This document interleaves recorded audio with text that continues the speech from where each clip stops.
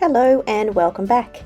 Today we are making a Z-fold card featuring the new Gift Bow Builder Punch and the coordinating gift wrapped stamp set. These are new products which are coming out on the 4th of August in the new late 2020 mini catalogue from Stampin Up. This is a 12-piece stamp set.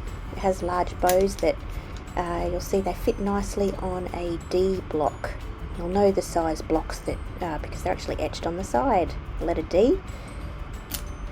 There are 3 large bows. There's also a stamp with another stacked bow image, some little stars and holly, and a mini tag that can be punched out with the same punch, and also a few sentiments and a similar smaller bow. I'm using the incredible Rainbow Glimmer Paper with this card. I've been cutting them into 1-inch strips and just using them as needed. And here I've just stamped all 3 of the large bows in Granny Apple Green ink, just to show you the different looks of the bows.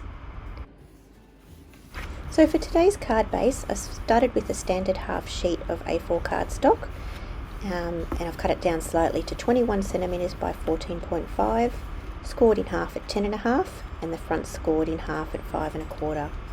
This has created a Z-fold card base.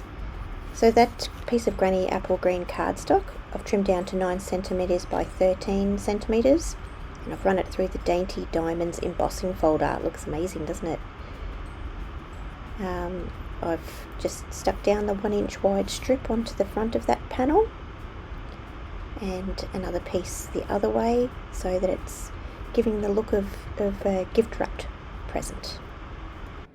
So I'm squeezing the lid of the ink pad here just to get some of the ink to pool onto the base, and I'm going to use that as a palette now to lift up some of the colour with my Wink of Stella brush.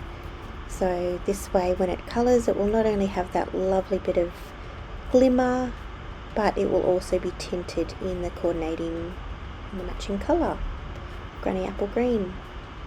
So just do a little bit of colouring in here on the bow.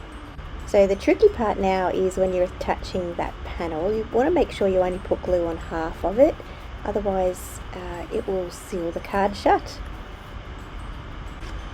I stamped the sentiment in real red ink and used the lovely Labels Picker Punch to trim one end of the 2.5 centimeter strip of Whisper White cardstock, and then just attached that with dimensionals and pop the bow on top as well. So I'm stamping the layered bow image twice, just stamping off so that it gets a really light shade, and then the sentiments going over the top of that in real red. And it all gets punched out with a 1.5-inch circle punch. I'm just attaching this to a Granny Apple Green cardstock that's 9 by 13 centimeters. Just before I stick it down fully, I'm just making sure that it will be hidden fully by the front of the card when it's closed.